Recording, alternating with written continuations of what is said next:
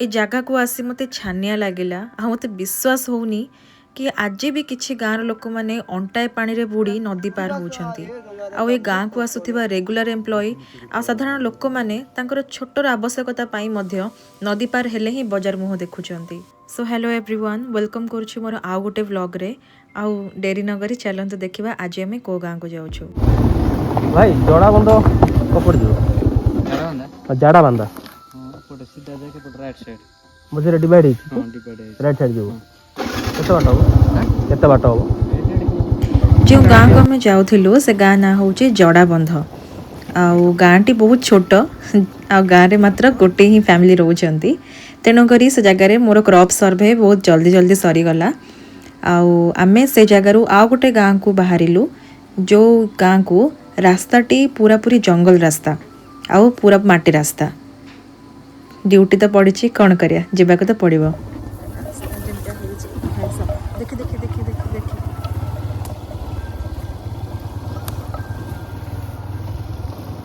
जड़ाबंधु प्राय 3 किलोमीटर एमती माटी रास्तार जाइकी अध घंटा पर आम पहुँचलु इंदिराज रे। इंदिराज ए जगह इंदिराज कोठू कटिक साही एटा बेसी नहीं एपट साइड अछि केतबा चारटा घर एपट अछि 5-7 घर एटा एटा कोनटा एटा इंदिरा जा ना ए जो बिल्डिंग टा कोन एटा स्कूल का अच्छा अच्छा दीटा मेन सही रोड अछि। एटा मेन रोड हां बाप रे एते घर अछि। अपन शिक्षक अछन ना ना ना अच्छा गाँ तो बहुत सुंदर, बेसी घर नहीं मात्र दुईटा मात्र साही, किंतु ए गाँ को आसिया पे मेन रोड हूँ एमती माटी रास्ता जो रास्ता देके आम आसिलु।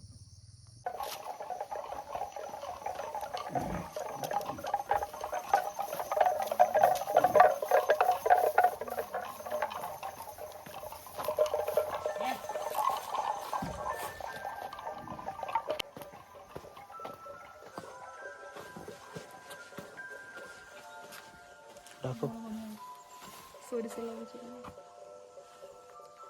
तपन दिगा घर एटा के अछंती ब्लॉक रो आस्थिलु तो ठीक डाकन नमस्ते आपण ए गाँव रे सर्भे पाई जड़े भाई जी की गाँ साथी अच्छी आमको हेल्प करथिले।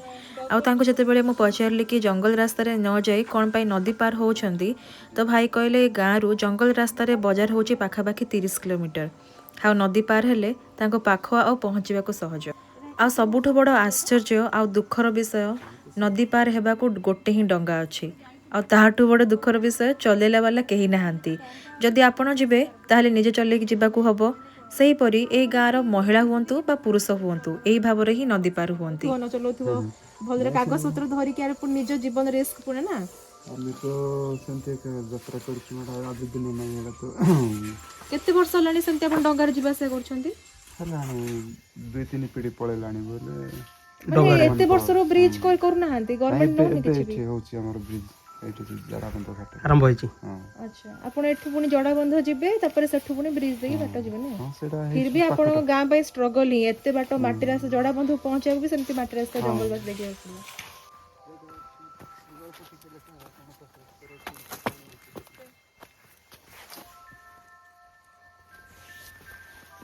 अच्छा ए बारोटा पुणी सेपटे प्लस सेपटा तो अच्छा ठीक है तो एटा केते एरिया हो आपनकर एकट खंड हो जबे अच्छा से बारोटा रो जो होई छै सेपटू नाही ना कोटी हां से अच्छा सेपट एपटा एती प्लॉट होला ना क्या घर बारी जति के आछी अच्छा हां ठीक अछि पानी सफिशिएंट है कि एक्सेस को कोन टिके रिपेयरिंग शीत समय रे दिन छोट सिना खरा बहुत टाण, तेणु काम सारी किछि समय छाई रे ठिया हेतिला बेले मो आखि आगरे थिला किछि एपरि दृश्य।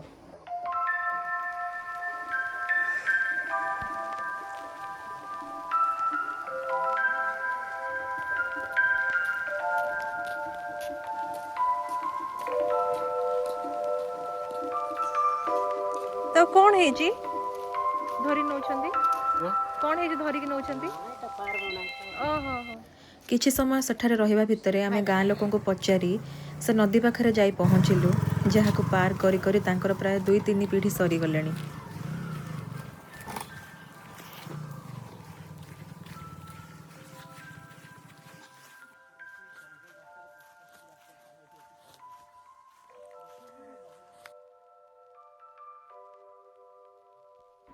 ଡଙ୍ଗାଟି ଏବେ ଆରପଟ ସାଇଡ଼୍ରେ ଅଛି। ଆଉ ଏଠି ଗାଁ ଲୋକମାନେ ଯାହାକୁ ବି ଯିବାର ଥିବ ତାଙ୍କୁ ୱେଟ୍ କରିବାକୁ ପଡ଼ିବ ଯେଉଁ ଯାଏ ଆରପଟ ସାଇଡ଼୍ରୁ କିଏ ଡଙ୍ଗା ଧରି ଏଇ ସାଇଡ଼୍ ନ ଆସିଛି। ଏବେ ନଦୀ ଆକ୍ଚୁଆଲି ତାର ସୁଅଟା ବହୁତ କମ୍ ଅଛି, ନହେଲେ ନଦୀ ଯଦି ଅଧିକ ତାର ପାଣି ବଢ଼େ ତାହେଲେ ପୁରା ଏଇ ପର୍ଯ୍ୟନ୍ତ ପଳେଇ ଆସେ। ତ ଆପଣ ଭାବନ୍ତୁ ସେଇ ଟାଇମ୍ରେ ଲୋକମାନେ କେମିତି ଯିବା ଆସିବା କରନ୍ତି। ଯେତେବେଳେ ଆମେ ଗାଁ ଲୋକଙ୍କୁ ପଚାରୁଥିଲୁ ସେମାନେ କହୁଥିଲେ କି ସେମାନେ ବାଧ୍ୟ ହୋଇକି ସେପଟେ ଜଙ୍ଗଲ ରାସ୍ତା ହିଁ ମାନେ ଅପ୍ଟ କରନ୍ତି କୁଆଡ଼େ ଯିବା ପାଇଁ କି ମାର୍କେଟ ଯିବା ପାଇଁ କି କୌଣସି ପ୍ରକାର ମେଡ଼ିକାଲ ପ୍ରୋବ୍ଲେମ୍ ଯାହା ବି ହଉ। ଆଉ ଯଦି ଅନ୍ୟ କୌଣସି କାମ ପାଇଁ ହେଲେ ତାଙ୍କୁ ସର୍ଟକଟ୍ ପାଇଁ ସେମାନେ ଏଇ ଡଙ୍ଗାରେ ଯାଆନ୍ତି ନଦୀ କ୍ରସ୍ କରି। ଏବେ ଗଭୀର ବେଶୀ ନାହିଁ, କିନ୍ତୁ ପ୍ରତିଦିନ ଏ ନଦୀ ପାର କରିଯିବା ଗାଁ ଲୋକଙ୍କ ପାଇଁ ଗୋଟେ କଠୋର ସଂଘର୍ଷ। ଆଉ ଏଇ ପୁରୁଣା ଡଙ୍ଗାରେ ଏ ଗାଁର ପିଲାଠୁ ବୁଢ଼ା ଯାଏଁ ସମସ୍ତେ ଡିପେଣ୍ଡ କରନ୍ତି। ଭାଇ ଜଣେ ସେପଟୁ ନଦୀ କ୍ରସ୍ କରି ଆସୁଛନ୍ତି, ବୋଧେ ପାଣି କମ୍ ଅଛି ତଥାପି ସେ ଆଣ୍ଠୁଏ ପାଣିରେ ବୁଡ଼ିକି ଆସୁଛନ୍ତି।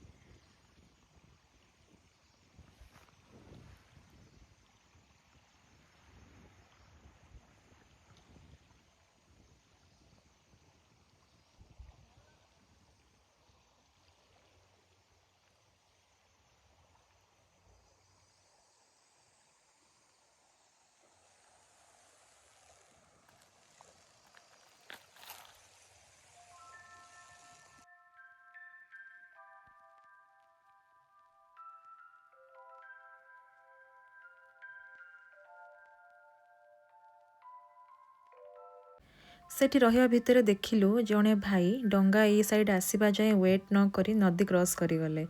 ଆଉ ହଁ, ଯେତେବେଳେ ବି ଗାଁ ଲୋକ ନଦୀ ପାର କରି ଯାଉଛନ୍ତି ନିଜ ସହିତ ଏକ୍ସଟ୍ରା ପେୟାର ଡ୍ରେସ୍ ବା ଟାୱଲ୍ସ ଧରିକି ଯାଆନ୍ତି। ଯଦି ବି ଡଙ୍ଗା ଏଇ ସାଇଡ଼୍ ଆସିବା ଯାଏଁ ୱେଟ୍ କରିବେନି ଦେନ୍ ଏମିତି ହିଁ ନଦୀ ଭିତରେ ପଶି ପାର କରି ଆରପଟ ସାଇଡ଼୍ ପହଞ୍ଚିବା ପରେ ସେମାନେ ଡ୍ରେସ୍ ଚେଞ୍ଜ କରି ଯାଇପାରିବେ।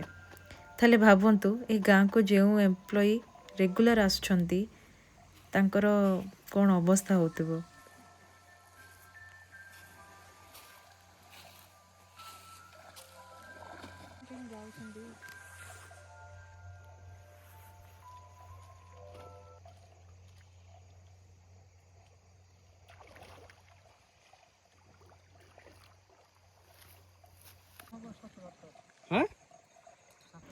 ଭାଇ ଜଣେ ଯିଏ ଡଙ୍ଗା ନେଇ ଏଇ ସାଇଡ଼୍ ଆସିଲେ ତାଙ୍କ କହିବା ଅନୁସାରେ ଆଜି ଯାଏ ଗୋଟେ ପରେ ଗୋଟେ ପ୍ରାୟ 15ଟି ଡଙ୍ଗା ହେଲାଣି ଯେଉଁ ଡଙ୍ଗା ଗୁଡ଼ିକ ଗାଁ ଲୋକମାନେ ହିଁ ବନେଇଥିଲେ ନଦୀ ପାର ହେବାକୁ। ଆଉ ଏ କାଠ ଡଙ୍ଗା ଗୁଡ଼ିକ ନା ବେଶୀ ଦିନ ଲାଷ୍ଟିଂ କରୁଛି ନା ଅଧିକ ଲୋକ ଏଥିରେ ପାର ହେଇପାରୁଛନ୍ତି। ସେହି ସମୟରେ ଆମର ନଜର ପଡ଼ିଲା ଜଣେ ବାପା ସାଇକେଲ କାନ୍ଧରେ ଭୁଇଁ ନଦୀ ପାର ହେଇ ଆସୁଥିଲେ। ବାପା ନଈ ବଢ଼ିଲା ସମୟରେ କେମିତି କରୁଛ ଯିବା ଆସିବା? ଏ ଡଙ୍ଗାରେ ବହୁତ କଷ୍ଟରେ ଜଣେ ପାଣି ତ ଏବେ ଏତିକି କମ ଅଛି, ଏବେ ଆମେ ପଳେଇ ଆସିଲୁ। ପାଣି ତ ସେଇ ପର୍ଯ୍ୟନ୍ତ ଯାଉଛି, ଧାର ଗୁଡାକ ଅଛି ସେଇ ଶୁଣ ଆମର ଏଇଟା ନାଇଁ କି ଏ ସାଇଡ୍ ମଧ୍ୟ ପାଣି ଫୁଲ ହେଇଥାଉଛି। ପୁରା ଫୁଲ ହେଇଯାଉଛି। ସେତେବେଳକୁ ଆମେ ଏମର୍ଜେନ୍ସି ଯୋଉଟା କି ଜ୍ୱର ବେମାର ତାପରେ କି ନହେଲେ ଯେକୌଣସି ଅସୁବିଧା ହଠାତ୍ ରୋଗ ଏମିତି ଜିନିଷରେ ଯାଇପାରୁନୁ। ଘରେ ଆକା ମରି ଯାଉଛନ୍ତି, ଘରେ ଆକା ଯାହା ହେବା କଥା ହେଇ ଯାଉଛନ୍ତି, କ'ଣ କରିବୁ ଆଉ ଯେତେବେଳେ ପାଣି ଟିକେ ଯଦି କମିଲା ବୋଲେ ଏ ଡଙ୍ଗାରେ ଛୋଟିଆ ଡଙ୍ଗାରେ ଯିବା ଆସିବା କରୁଛୁ। ତାପରେ ଜଣେ 2 ଜଣ ଆକା ବେଶୀ ଯାଇ ହେଉନାହିଁ କ'ଣ ନାହିଁ।